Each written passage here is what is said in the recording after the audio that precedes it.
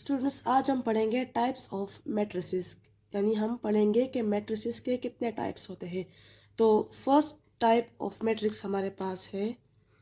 First type कौन सा है? Row matrix.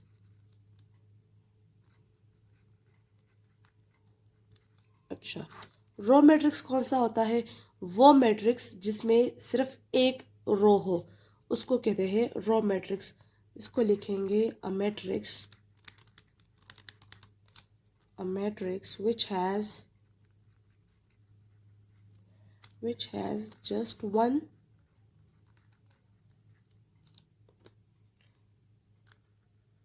and only one row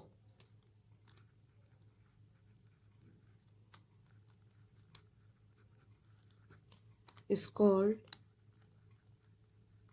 a row matrix। अच्छा, तो रो मैट्रिक्स कौन सा होता है? ऐसा मैट्रिक्स जिसमें सिर्फ और सिर्फ एक रो हो उसे कहते हैं रो मैट्रिक्स। इसकी एग्जाम्पल इसमें हम लिख लेंगे। सपोज हमारे पास एक मैट्रिक्स है ABCD, ठीक है, और इसको हमने पैरेंथेसिस में बंद कर दिया। तो इस मैट्रिक्स में हमारे पास कितने रोज है? जस्ट वन रो है। रो हमारे पास वो होता है जो इस तरह हॉरिजेंटली लाइन को हम रो कहते हैं। तो यहाँ पर जो हमारे पास इसमें डेटा है ये एक ही लाइन है, ठीक है, एक ही हॉरिजेंटल लाइन है। इट मीन्स कि इसमें सिर्फ एक ही रो है, यानी R1 है इसमें। और इसमें कॉलम्स कितने हैं? 1 2 3 4, यानी रो इसमें एक है और कॉलम इसमें 4 है। तो हमने रो को देखना है कि अगर इसमें एक रो है तो इट मीन्स कि ये हो गया रो मैट्रिक्स। तो ये रो मैट्रिक्स की एग्जांपल है। अनदर एग्जांपल इसकी हम लिख लेंगे, जैसे 1 2 3 5 7 और इसको पैरेंथेसिस में बंद कर दिया।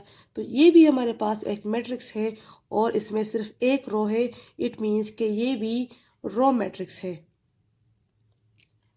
दूसरी टाइप है हमारे पास मैट्रिसेस की कॉलम मैट्रिक्स। अब अगर रो मैट्रिक्स वो मैट्रिक्स होता है जिसमें सिर्फ एक रो हो, तो कॉलम मैट्रिक्स वो मैट्रिक्स होगा जिसमें सिर्फ एक कॉलम होगा, ठीक है। तो हम लिख लेंगे a matrix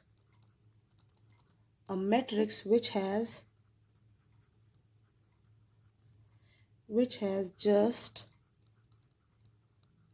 one and only one column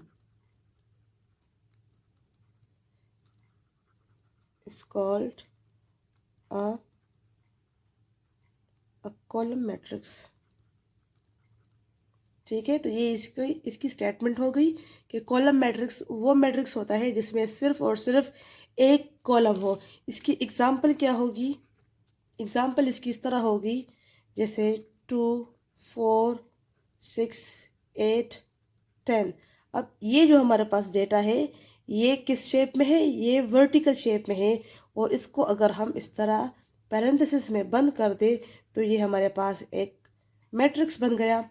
और मैट्रिक्स कौन सा? जिसमें सिर्फ एक कॉलम है, ठीक है, कॉलम इसमें सिर्फ एक है, जबकि रोज इसमें 1 2 3 4 5 है। लेकिन जब इसमें कॉलम एक है तो इट मीन्स कि ये कॉलम मैट्रिक्स कहलाता है। अब थर्ड टाइप की हम बात करते हैं। थर्ड टाइप ऑफ मैट्रिक्स क्या है? वो है स्क्वायर मैट्रिक्स। ये भी मैट्रिक्स की एक टाइप है और स्क्वायर नाम से आपको अंदाज़ा हुआ होगा, यानी जब हम स्क्वायर शेप की बात करते हैं तो स्क्वायर शेप में क्या होता है? ऐसा शेप हमारे पास बनता है जिसके चारों साइड्स बराबर होते हैं।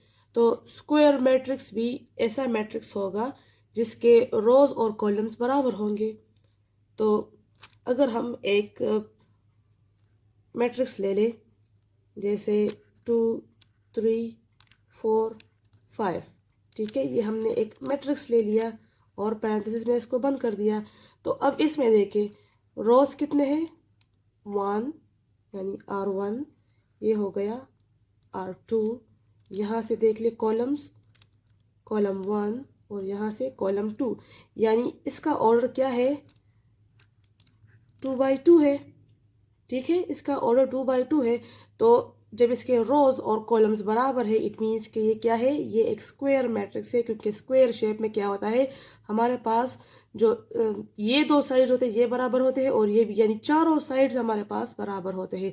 और मैट्रिक्स में भी हमारे पास वो वाला मैट्रिक्स स्क्वायर होगा जिसके रोज और कॉलम्स बराबर होंगे। अच्छा, ये 2 बाई 2 हो गया।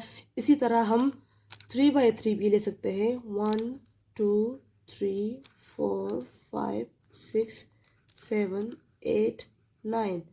अब इस मैट्रिक्स में देखें, इसमें कितने रोज है, 1 2 3। ठीक है, इसमें 3 रोज है और कॉलम्स 1 2 3। इसमें 3 कॉलम्स है, यानी इसके रोज और कॉलम्स क्या है, सेम है। तो ये भी हमारे पास एक स्क्वायर मैट्रिक्स कहलाएगा। और एक और बात, यानी 2 बाई 2, 3 बाई 3, 4 बाई 4, 5 बाई 5, ये तमाम हमारे पास स्क्वायर मैट्रिक्स कहलाते हैं।